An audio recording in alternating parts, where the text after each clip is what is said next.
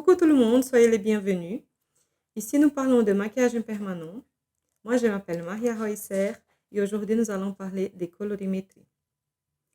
Pour commencer le sujet, je vais vous expliquer qu'est-ce qu'est colorimétrie et qu'est-ce que ce n'est pas. Parce qu'il y a beaucoup de gens qui mélangent colorimétrie et pigmentologie, mais ce sont deux choses différentes. La colorimétrie, d'une manière très simple, c'est simplement les couleurs qui vont dans un pigment. Et la pigmentologie, c'est tout le travail du pigment, c'est tout ce qu'il y a dedans, l'étude du pigment. Donc, pour commencer, les pigments organiques, les particules sont rondes, donc ça se propage mieux sur la peau. Pour l'effet poudré, pour les lèvres, il est plus conseillé. En plus, il y a une variété plus grande des couleurs et les couleurs sont aussi plus brillantes. Après, pour les pigments inorganiques, les particules les ont comme des petites épines. Alors, c'est plus conseillé pour le microblading, poil à poil. Et aussi, il y a moins de couleurs et les couleurs sont plus mates. Peut-être vous vous demandez pourquoi apprendre sur ça, sur ces sujets, sur la colorimétrie. C'est très important de bien comprendre la colorimétrie pour choisir le bon pigment pour chaque client. Et surtout pour éviter les couleurs fantaisie. Si vous avez des sourcils qui vont vers le rose, qui vont vers le bleu, qui vont vers le vert, ça on appelle des couleurs fantaisie. Car un sourcil, le naturel, il doit être marron. Des fois un marron un petit peu plus foncé, des fois un marron un petit peu plus clair, mais ça doit toujours rester avec ce fond un petit peu marron. Et pour bien comprendre ça, je vais vous expliquer d'une manière très simple et très facile. Si vous mélangez le jaune, le rouge et le bleu, le mélange, ça donne le marron. Donc, dans un pigment, il y a aussi cette mélange-là. Et ça, on appelle, ça c'est les couleurs primaires mélangées. Après ça, c'est vrai que depuis quelques années, ils utilisent dans le pigment plutôt le noir. Mais dans la colorimétrie, on dit le bleu, mais dans le pigment, c'est le pigment noir parce qu'il y a eu beaucoup de problèmes avant qu'on y mélanger le bleu. Donc maintenant, ils ont changé. Ce n'est plus le bleu, c'est le noir. Mais dans notre sujet d'aujourd'hui, c'est la colorimétrie, ah bah c'est le bleu. Et pour continuer dans ce sujet, il faut aussi comprendre que dans les couleurs, il y a les couleurs chaudes, il y a les couleurs froides. Qu'est-ce que c'est-à-dire? Les couleurs chaudes, c'est le jaune, l'orange, le rouge. C'est des couleurs qui, ça fait penser au soleil, ça fait penser au feu. Chaude. Les couleurs froides, c'est plutôt tout ce qui est bleu, violet et aussi vert. Bleu, violet, vert. Ça, c'est les couleurs froides. Et pour encore mieux comprendre ça, les clientes, les personnes, nous aussi, on est divisé en deux parties. C'est-à-dire, il y a les personnes qui ont les couleurs chaudes, qui ont le fond de la couleur chaude, il y a les personnes qui ont le fond de couleur froide. Ça ne veut pas dire chaude des températures. Ça veut dire tout simplement, par exemple, réfléchissez avec moi. Un client qui a une couleur de peau très claire, regarde, c'est très clair.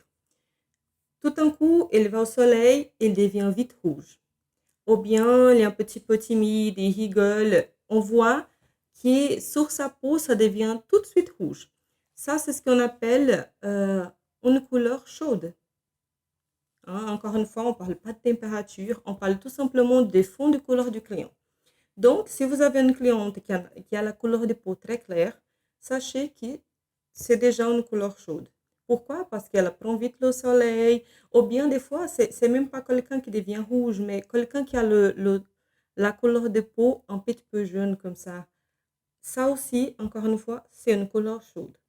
Donc, on divise ces clients-là ici. Ici, les clients avec un fond de couleur chaude. Ici, on va mettre les clients qui, comme moi, par exemple, sont plus bronzés, qui, comme moi, ah bah, des fois, ils ont les lèvres un petit peu plus gris, un petit peu plus violet. C'est-à-dire que ça, c'est quelqu'un qui a le fond de couleur froide. Donc, on a ici les clients qui deviennent vite rouges, qui ont la couleur de peau très claire, couleur chaude. Et ici, on a les clients qui ont un fond de couleur plus gris, plus violet, qui sont plus bronzés. Donc, les clients qui le fond de couleur, c'est froid. On a divisé là. Après ça, on a aussi parlé du pigment il y a les pigments chauds, qui a les couleurs des pigments chaudes et il y a les couleurs des pigments froides. Ici, j'ai préparé pour vous deux couleurs de pigments que je trouve que ça se ressemble beaucoup. Ici, j'ai ouvert le pigment, mais si vous voulez, même dans le flacon, quand on regarde, c'est des couleurs qui se ressemblent. Pourtant, c'est des couleurs qui ont un fond totalement différent. Et c'est pour ça que c'est important d'avoir la connaissance sur le sujet, sinon on peut s'y tromper très très facilement. Ici, nous avons deux sortes de marrons. C'est des marrons qui ne sont pas très foncés. C'est des marrons pas très foncés, mais ici, j'ai ouvert le pigment et je pense que vous arrivez à voir. Ici, nous avons un fond de couleur plus gris. Plus gris. Et ici, nous avons un fond de couleur plus rouge, orangé, comme ça. Là, on a deux fonds de couleur différentes. Ici, c'est un fond de couleur chaude. Ici, c'est un fond de couleur froide. Juste ça, je vais vous montrer ça pour vous expliquer que c'est important. Dès que vous achetez un pigment, c'est important de faire ce travail-là pour voir le fond du pigment. En fait, si vous voulez, on ne regarde pas que la couleur qui est là dans le flacon, mais on doit aussi ouvrir la couleur pour voir qu'est-ce qu'il y a dans ce pigment.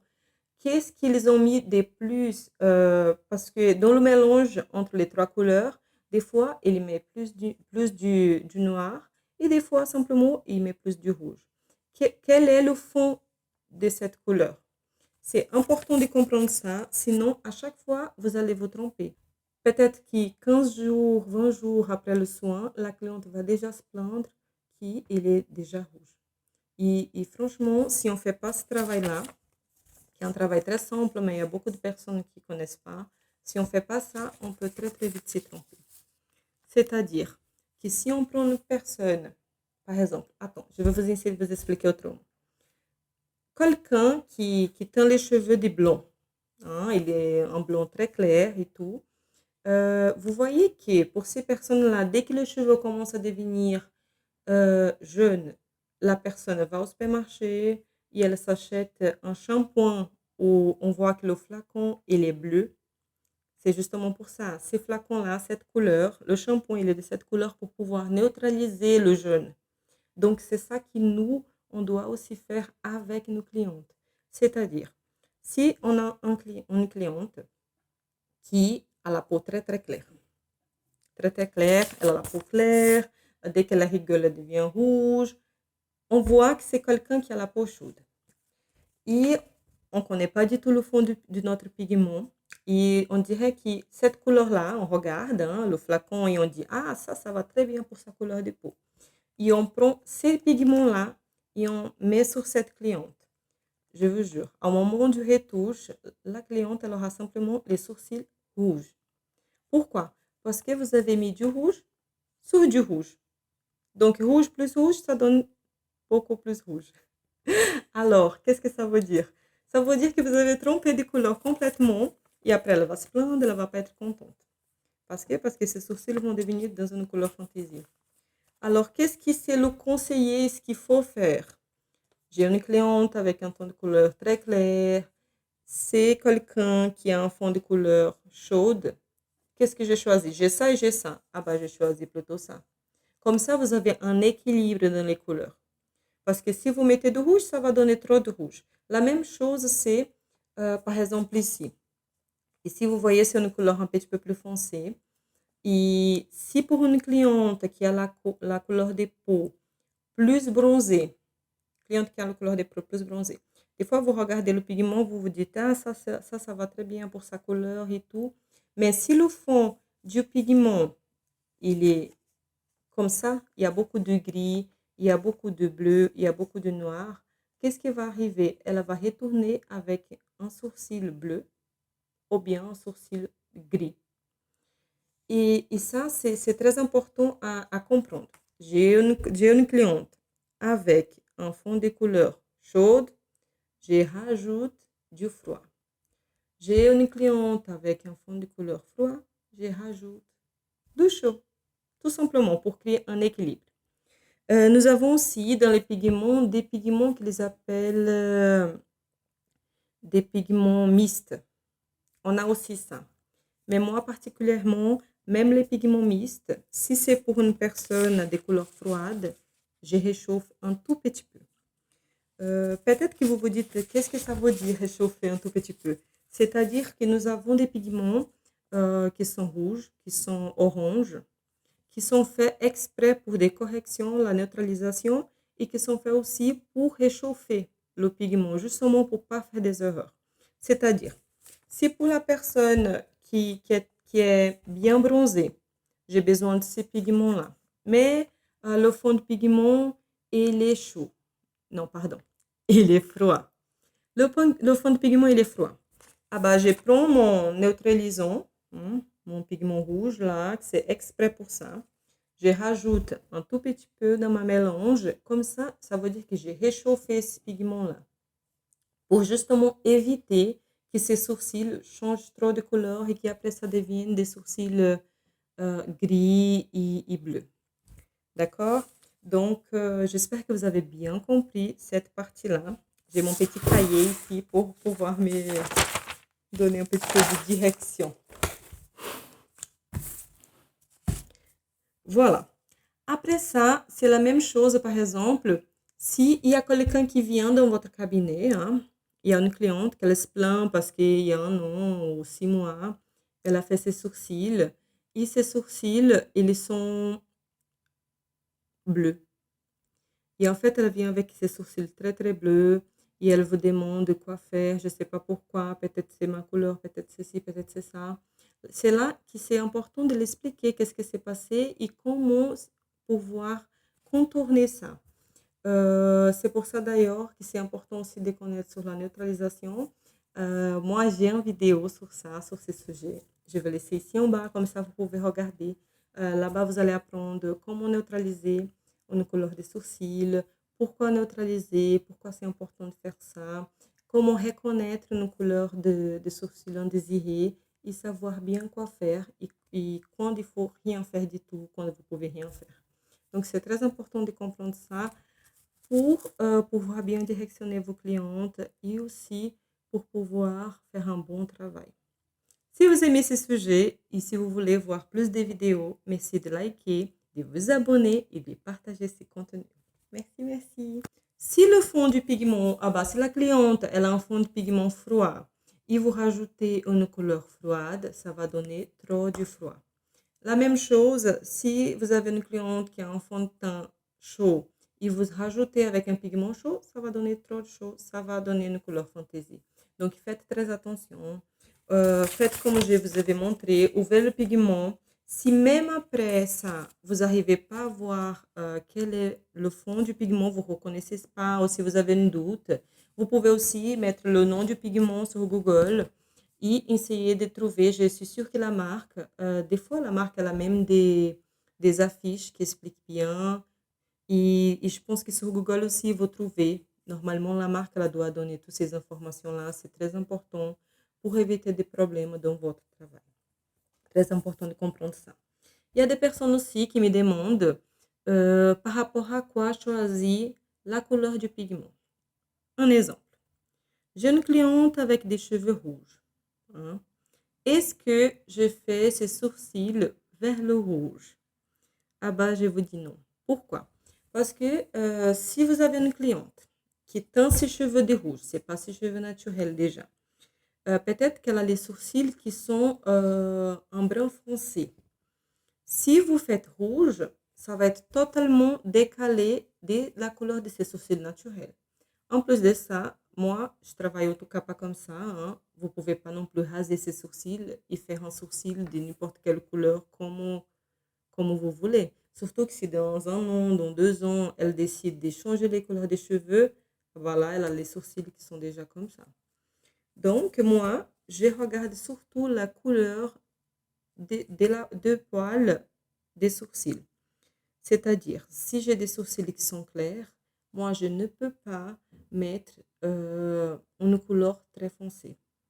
Donc, on essaye, si on a envie de quelque chose de plus naturel, si on a envie de quelque chose de plus joli, comme c'est aujourd'hui la mode, on doit surtout s'approcher au maximum de la couleur des sourcils naturels du client.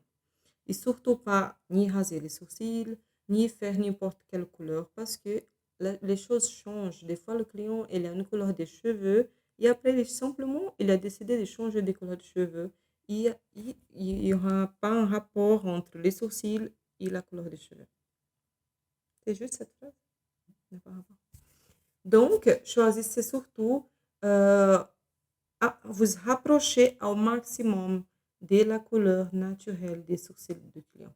Même si elle a très peu de poils, essayez au maximum de faire ça, de faire quelque chose que ça va être naturel, de faire quelque chose que ça va en rapport avec la peau de votre cliente, parce que la couleur des sourcils naturels qu'elle est née avec, c'est sa couleur naturelle. Donc, pour toute sa vie, ça va rester à peu près cette couleur-là.